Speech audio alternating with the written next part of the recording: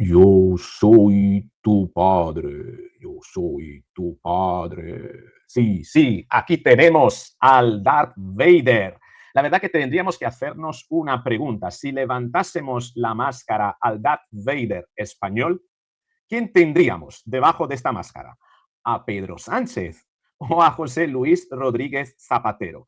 ¿Quién sería el rey del lado oscuro de la España actual? La verdad que habría que preguntárselo, al igual que creo que también se estará preguntando José Luis Ábalos por qué no cantó del todo. Y también deberíamos preguntárselo nosotros, ¿qué es lo que hizo que Ábalos no cantara todo lo que sabe acerca de lo que ocurrió y de la posibilidad de que aquí el verdadero número uno no sea Pedro Sánchez, sino que sea Zapatero? Tal vez estará arrepintiendo Ábalos de que no cantara antes de que se destapara todo esto. Tal vez tenía algo que ocultar.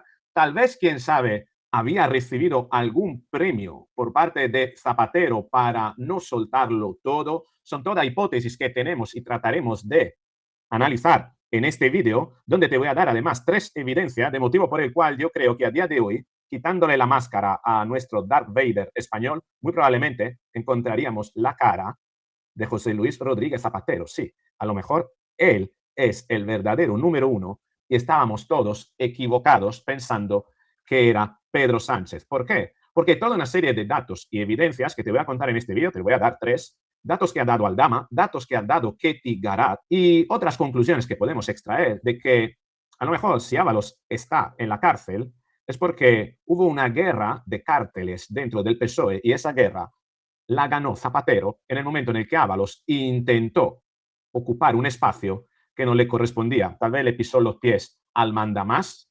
Vamos a verlo en este vídeo. Venga.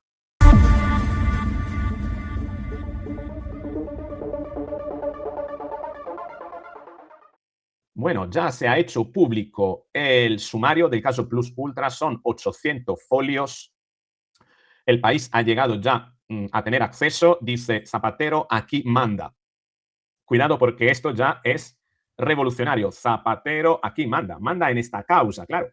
No hay sombra de duda de que dentro del caso de las mascarillas el número uno era Pedro Sánchez, pero entre Pedro Sánchez y Zapatero, ¿quién de los dos mandaba? ¿Quién era el padre de quién? Sí, porque aquí tal vez podamos rescatar esta famosa frase, ¿no? De Darth Vader, yo soy tu padre, ¿no? La tienes aquí, te la pongo bien en grande, ¿eh? Yo soy tu padre. Yo creo que esto se lo tendría que haber dicho precisamente Zapatero a Pedro Sánchez cuando trató de llevárselo hacia el lado oscuro. Y la verdad que si hay una diferencia entre Star Wars y la política española, tal vez sea precisamente esta. I am your father. He told me you killed him. No, I am your father. Sí, la diferencia de que tal vez sin Star Wars, Darth Vader trató de llevar al Jedi Luke Skywalker, a su hijo, hacia el lado oscuro y su hijo se rebeló y lo mató. Tal vez en la política española, cuando Zapatero quiso llevarse hacia el lado oscuro a Pedro Sánchez, en lugar de matar a Zapatero, se dejó llevar por el lado oscuro y se convirtió en un nuevo caballero oscuro, a diferencia de lo que pasa en la película.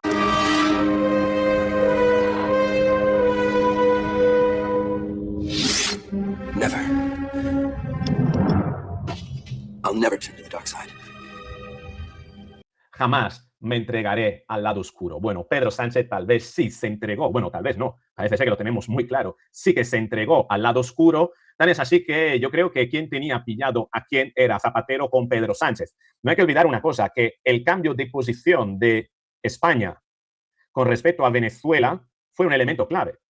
España y Pedro Sánchez apoyaban a Juan Guaidó en un momento clave en el que el régimen de Maduro iba a claudicar y de repente vino Delcy Rodríguez a España, que se iba a ver con Zapatero.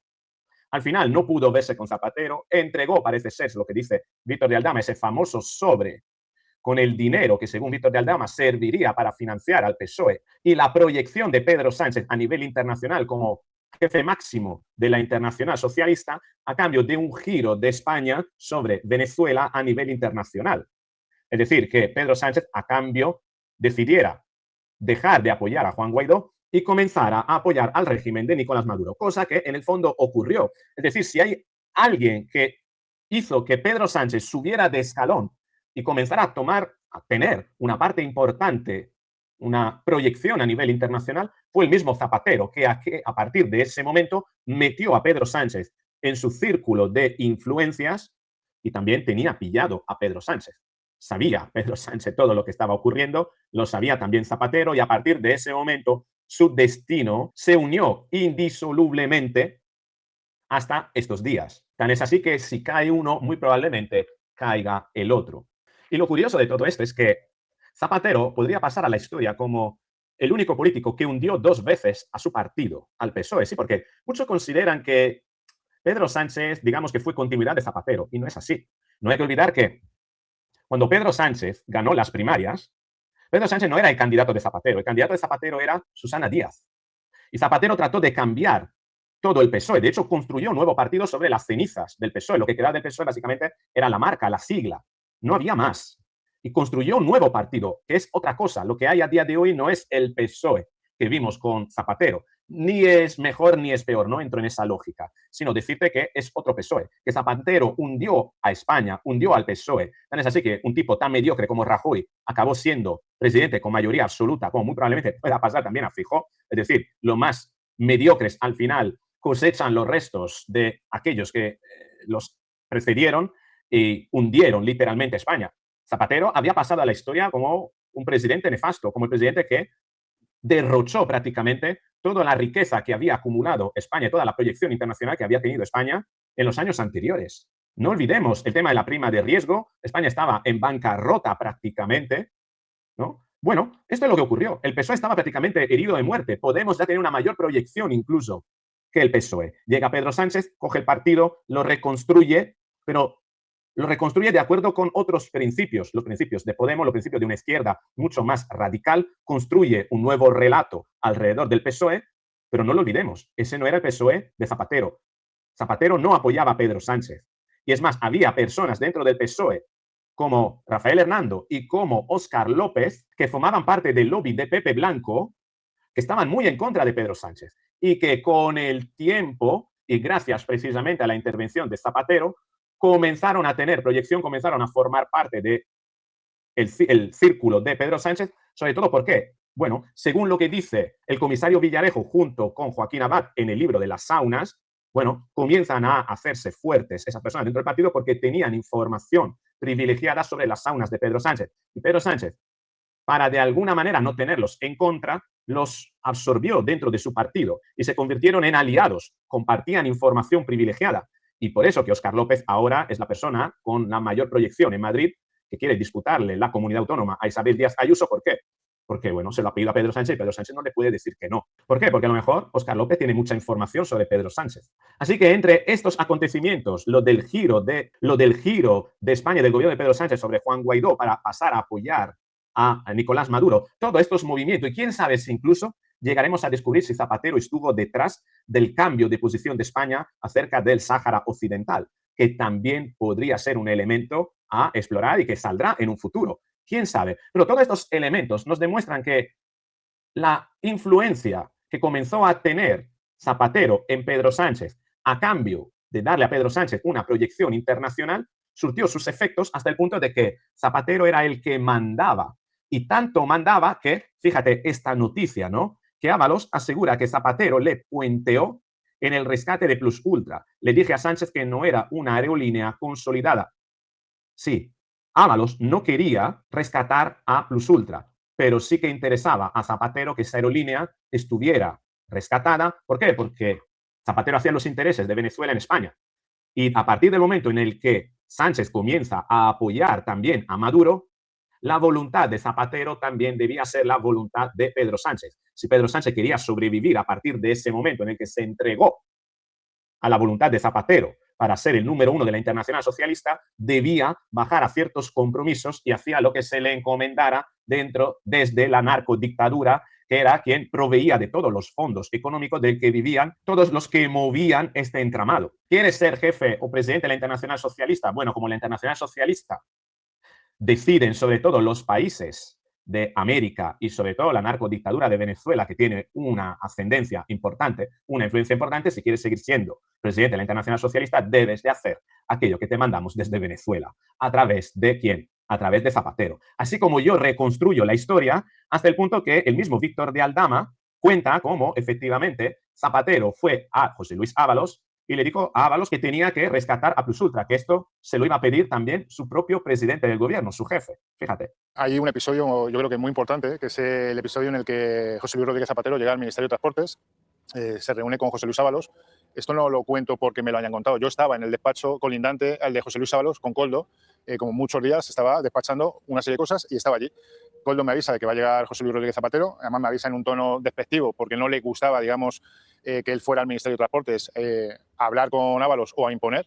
En este caso es a imponer por lo que os voy a contar a continuación. Quiero decir, esa conversación con él fue para decirle que tenía que rescatar la compañía Plus Ultra, que era necesario rescatar la compañía Plus Ultra, en la que Ábalos se niega. Pero Ábalos se niega. Se niega rotundamente. Se niega rotundamente.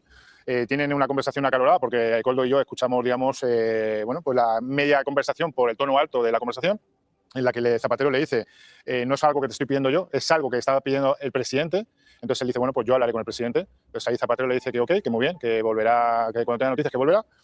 Se va y a los 3 minutos o 4 minutos sale Ábalos, efectivamente, con connotación de muy enfadado, cabreado, o más bien como disgustado, quiere decir, como de alguien que ha llegado a imponerle algo siendo él el ministro de Transportes y siendo el otro señor un expresidente. Quiere decir que en este caso no tiene que decirle nada ni capacidad ejecutiva ni ninguna, hacer nada, obviamente.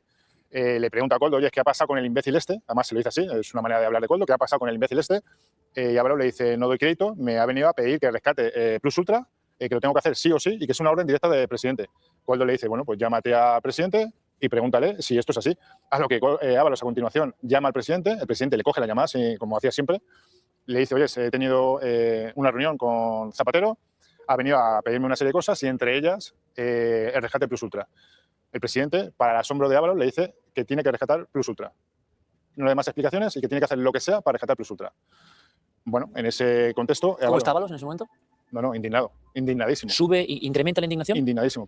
Indignadísimos, Ábalos, tan indignado que hemos sabido a posteriori, y lo tenemos aquí, que Sánchez se encaró con Ábalos en una tensa comida tras ocultarle los 53 millones a Plus Ultra. Tú sabrás.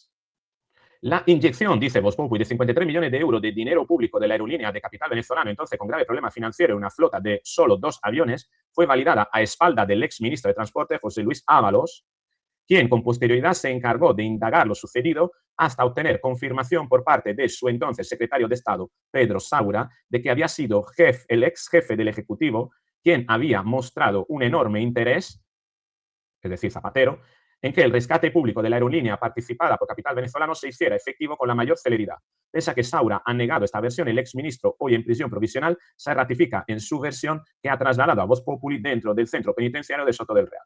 Según los datos recabados por Voz Populi, ese interés estuvo acompañado de múltiples gestiones desplegadas por José Luis Rodríguez Zapatero para lograr la viabilidad de la operación, de las que, aseguran las fuentes consultadas, Ábalos nunca tuvo noción. Nunca tuvo noción. De acuerdo con lo manifestado por el propio exministro, este solo tuvo conocimiento del rescate cuando lo vio plasmado en el orden del día de aquella sesión del Consejo de Ministros de marzo de 2021. Tampoco supe, asegura, que esa operación fue abordada en la comisión previa de subsecretarios, reunión en la que se criban y perfilan los asuntos que posteriormente serán sometidos a la consideración del Consejo de Ministros. Es decir, que lo cocinaron todo a escondidas de José Luis Ábalos. Asimismo, Ábalos sigue sosteniendo que nunca habló con Zapatero del rescate de Plus Ultra, ni en una reunión, ni en el ministerio, ni en ningún otro lugar. Cosa que, sin embargo, Víctor de Aldama ha precisamente desmentido, lo cual hace pensar que Ábalos está escondiendo algo. ¿Por qué le interesa a Ábalos esconder algo? A lo mejor hay alguna coima de la que no quiere que se sepa. No sé, lanzo ahí la hipótesis. En este sentido, las fuentes consultadas confirman que Ábalos y el expresidente del gobierno tuvieron varios encuentros en el despacho del ministro, en los que hablaron de diferentes asuntos, algunos relacionados con Iberoamérica, pero en ninguna de esas conversaciones salió nunca el tema Plus. Ábalos niega la intervención de su departamento en el rescate de Plus Ultra, si bien se supo luego de la existencia de un informe favorable de la Agencia Estatal de Seguridad Aérea, AESA, que depende de su ministerio. Dependiente de ese ministerio, el exministro asegura que tampoco fue informado de su existencia. Muy probablemente Ábalos miente porque le interesa hacer creer que todo eso se gestó a sus espaldas y no quiere dar a saber nada, a lo mejor porque no quiere que se busque, que se hurgue ahí a ver qué es lo que sale.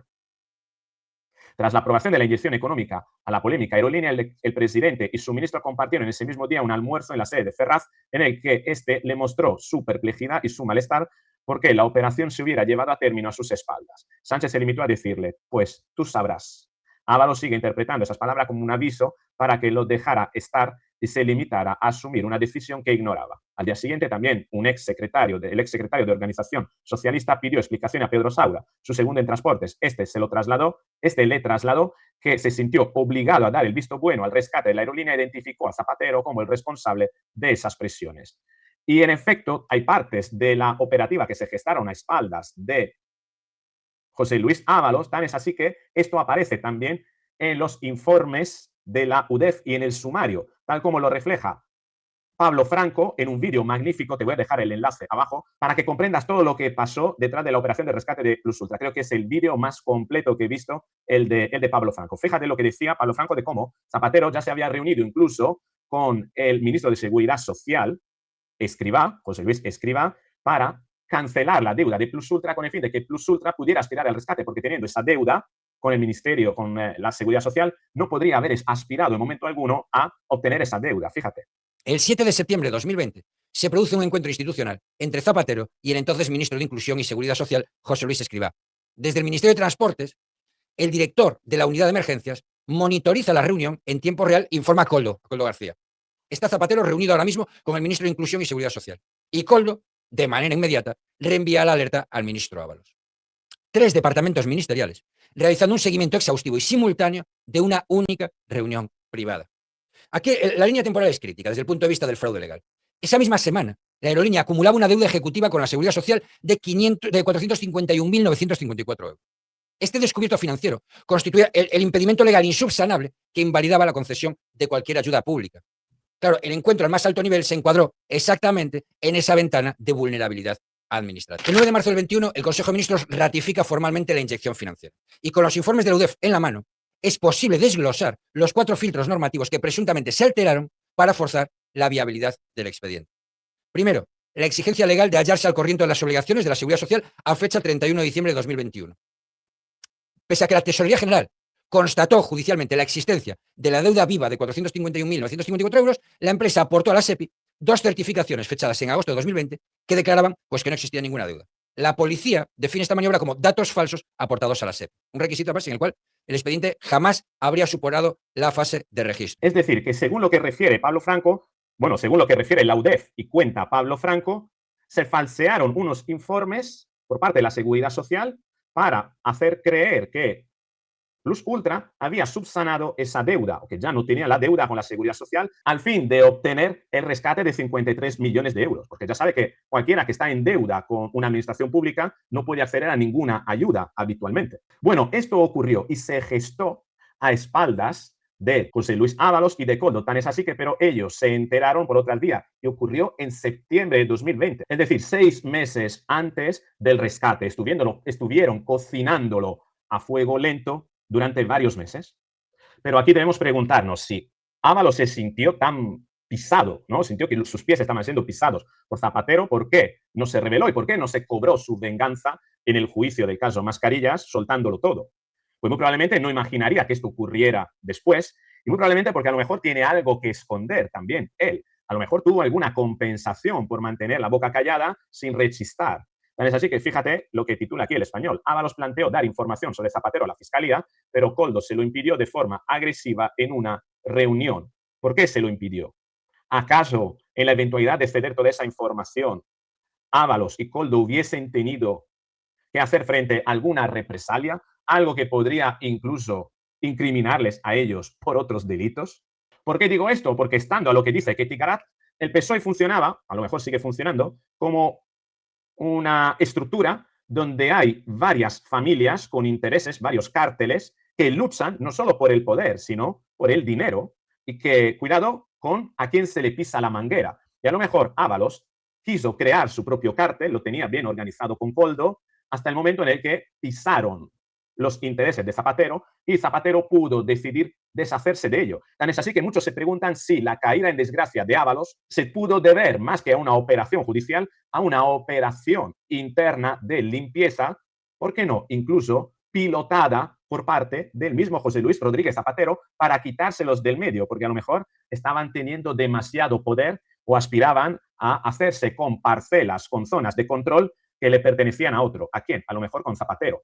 A lo mejor Zapatero vio que a través de Aldama, Ábalos estaba comenzando a poner pies en Venezuela, conseguir incluso la simpatía de Delcy Rodríguez y decidieron entonces montar una operación de detonación controlada para deshacerse primero de Aldama, comenzaba a tener demasiada ascendencia sobre Delcy Rodríguez y esto le preocupaba a Zapatero, y después de José Luis Ábalos, porque ya había comenzado a realizar operaciones con Delcy Rodríguez sin pasar, claro, por el padrino, el padre, Zapatero. ¿Te acuerdas de los comisionistas y los lobistas? Que es algo que yo te desvelé aquí en este programa hace ya muchos meses y que yo iba soltando pildoritas con esa historia, porque los comisionistas y los lobistas y esa lucha de ambos no era una cuestión casual, no era solo que friccionaran o que pugnaran por determinados negocios. Es que lo que hace saltar la espita verdaderamente de la destitución fulminante de José Luis Ábalos el 10 de julio de 2021 es la irrupción de Zapatero en el mercado del petróleo, intentando sacar de la ecuación a José Luis Ábalos. Esa es la clave de bóveda de todo lo que ha ocurrido en estos años. Por eso,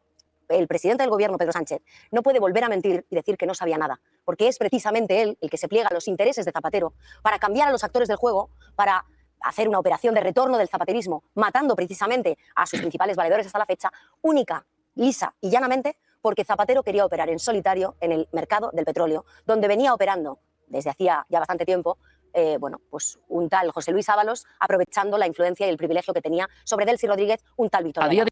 Aprovechando la influencia que tenía sobre Delcy Rodríguez, un tal Víctor de Aldama. Todo comienza y muere entonces en la trama de hidrocarburos. Es decir, ahí es donde Víctor de Aldama cobra protagonismo hasta pisarle los intereses a Zapatero en Venezuela, y ahí es donde José Luis Ábalos, aprovechando a Víctor de Aldama, entra en Venezuela, quitándole prácticamente poquito a poco influencia a Zapatero, y ahí es donde Zapatero se ve muy probablemente amenazado y entonces decide dar un giro a la situación, haciendo que primero saltase lo de Víctor de Aldama, después lo de Koldo, después lo de José Luis Ábalos, y todo parecía ir más o menos bien hasta el momento en el que alguien ha decidido ir directamente a la cabeza de la serpiente y cortársela. Y ahí es donde tenemos que volver a hacer la pregunta.